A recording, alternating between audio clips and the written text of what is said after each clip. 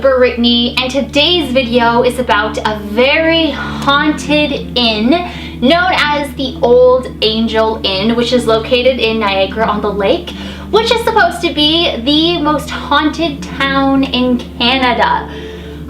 So of course, you guys, like you already saw my Brockmore Manor videos, and you know, there's so many haunted locations in Niagara-on-the-Lake, it's insane. So, the Old Angel Inn was established in 1789 and was rebuilt in 1815, right after the War of 1812. It's very much an English-style pub. There's 5 guest bedrooms up on the 2nd floor, there's a dining room, and there's also a private room. The most popular ghost there is believed to be the ghost of Captain Colin Swayze.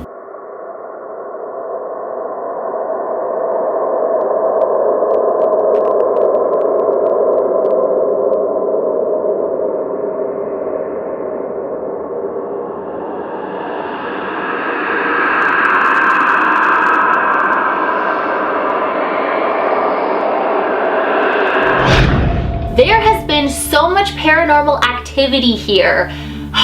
It's the perfect place for me to be. There's been so many reports of footsteps on the stairs, up in the rooms when I was there. It's kind of an eerie atmosphere. So when I was at the Brockmore Manor, it was very like romantic and very good energy. But at this place, the energy was very different. It wasn't, I wouldn't say dark, but it felt kind of more aggressive, if you know what I mean. So I got to go upstairs into all of the rooms. Lisa took me around, so thank you so much, Lisa. I really appreciated it.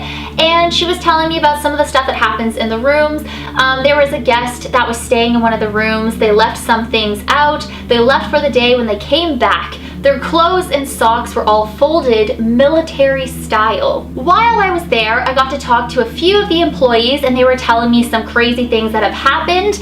Steph, one of the managers, her name is Steph, she gave me a bunch of info, like just all the stuff about the Old Angel Inn. So I got this piece of paper right here. But right here, guys, I'm gonna read this to you because this is about experiences that have happened there. And now this top one, Steph circled it for me because this is her experience. So there is this giant painting, like it's enormous. And I was standing there and I was looking at it and filming, and she saw me looking at it. So she was like, do you want to hear something really weird about this painting? And I was like, heck yes.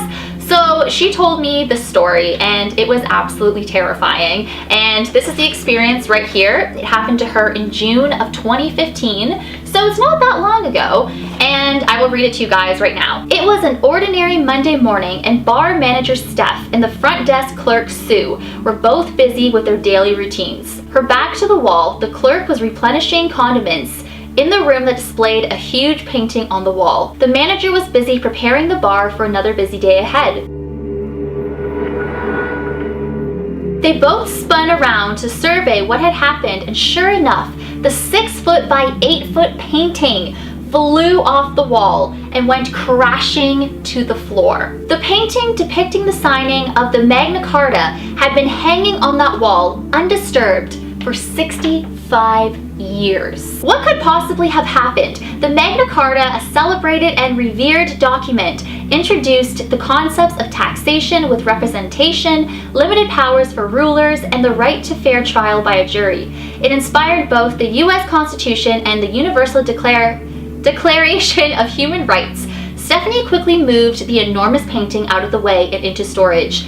The day unfolded. Later that evening, she was watching the news when her jaw dropped. June 15th, 2015, that very day, was the 800th anniversary of the signing of the historic Magna Carta.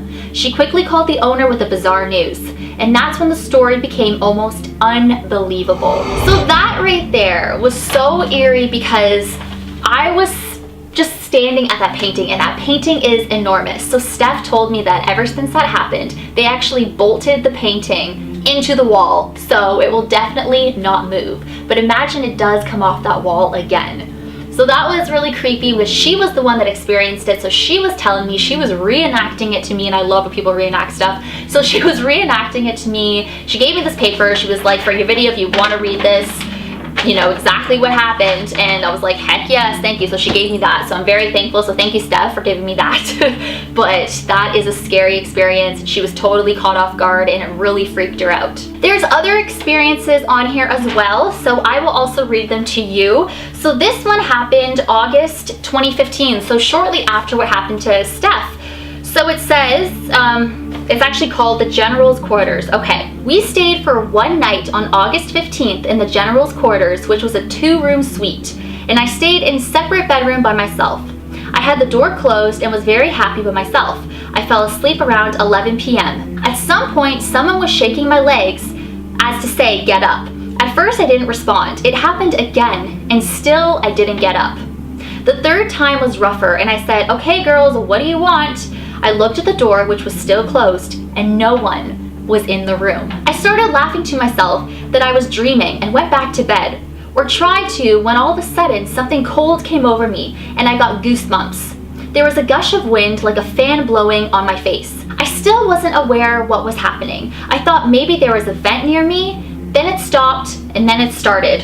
This happened for about 1 hour and a half. I didn't believe in hauntings, so I just put the cover over my head and finally fell back to sleep. In the morning when we got up, I asked the other 2 women who I was with, who was goofing on me last night. They both looked at me like I was crazy. When I told them what happened, one of the girls heard about ghost stories at the inn. I said she was crazy until we spoke to someone at the front desk. Maybe I am a believer after all, LOL. And that is from a guest that stayed at the inn.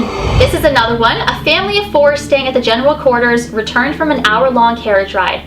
As they entered their room, they were absolutely stunned. All of their shoes had been removed from their luggage and neatly lined up around the room, from smallest to largest. Confused, the family headed to dinner and were promptly seated at table 106. They breathlessly related the strange occurrence to Steph. To her, the story made perfect sense. The Angel Inn had once been used to house the British Army during the war. Obviously, the ghosts were at it again. But the soldiers were not done. The next day, our guests summoned Steph to table 106 yet again. This time they alerted her to a giant hole that had suddenly appeared on their bathroom ceiling. She raced to the room, and as her eyes scanned the scene, she noticed a jacket hanging below the mysterious fissure. It was completely covered in American flags. You see, our resident ghost was killed by an American soldier during the invasion of the town in 1812, and it's been demonstrated over and over that the mere presence of an American flag summons Captain Swayze into action. Now, this experience happened in July of 2013. We had read the stories of Captain Swayze and hoped to catch a glimpse of a soldier-type ghost strolling through the halls, but nothing prepared me for the actual experience with your resident spirits. I stayed in the General Quarters in the bedroom closet to the sitting room. My sister stayed in the adjoining bedroom. On Monday night, I went to bed around midnight and was awoken at 2:30 by a strong smell of old, cold ashes from a fireplace and saw a huge, dark, shapeless presence who seemed to be trying to get my attention. He did. I could feel this heavy entity settled on top of my bed and starting to pull at the covers and my pillows. I could also feel myself being pulled into the mass. My body became very cold, and there were literally chills running up the back of my neck and head. Then I felt something settle more deeply on the bed behind me and flipped over in a panic, trying to tell it to stop. I lay there for almost half an hour, watching shadows and beings of some sort flitting around the room, and a large bird-shaped spirit kept flying towards my face. There was a softly glowing orb in the top left corner where the wall meets the ceiling. This activity continued well after the first night of dawn and eventually withdrew at around 5:30 a.m. So there's definitely a lot of activity that happens at the Old Angel Inn. I'm very happy that Steph gave me this piece of paper with all the experiences, or some of the experience that people have had, very intense experiences. I think the painting one is absolutely traumatizing. Like, that is scary. But what the last lady that I was reading to you had, like, that is very freaky. But like I told you earlier, when I was in there, it wasn't necessarily like a dark energy. It just kind of felt aggressive. And now one of my dad's friends, he knows the owner of the Old Angel Inn, and he knows some stories. And there was a woman that was there, and she was using the restroom, and she saw a soldier walking down the hallway, and she thought it was an actual person just dressed up as a soldier, you know? So she kind of was like, oh, excuse me, and he just continued walking like he didn't even acknowledge her, and he walked right through the wall, and she was traumatized. She was so scary. And he also heard the story about the huge painting coming off the wall. That is very frightening. So, I mean, I believe that the Old Angel Inn is definitely haunted. I'm so happy I have all of this information. I kind of want to, like, it's kind of weird, but I mean, every place I go to, I collect a lot of information, but I kind of want to display it in a way. It kind of make a cool little set if I displayed it, like had a whole set with all these documents and everything behind me, since my Valentine's set is over. I'm so sad. But you know, something like that would be really cool. So I don't know. But yeah, so if you're looking into going to the Old Angel Inn, you know, going to the pub, or if you want to stay overnight, I will leave all of their links down below so you can check it out. It's in Niagara-on-the-Lake, and like I said, it's supposed to be the most haunted town in Canada.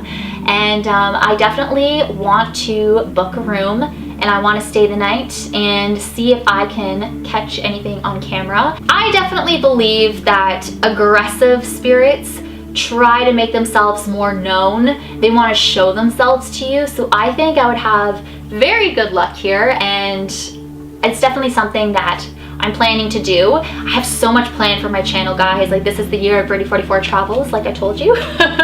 So I'm glad that I got to visit. I didn't feel very weird. You just kind of felt eerie in the rooms. And once again, I thank Lisa for taking me around and telling me about people's experiences. And it is definitely a different vibe. It's not threatening, it's eerie.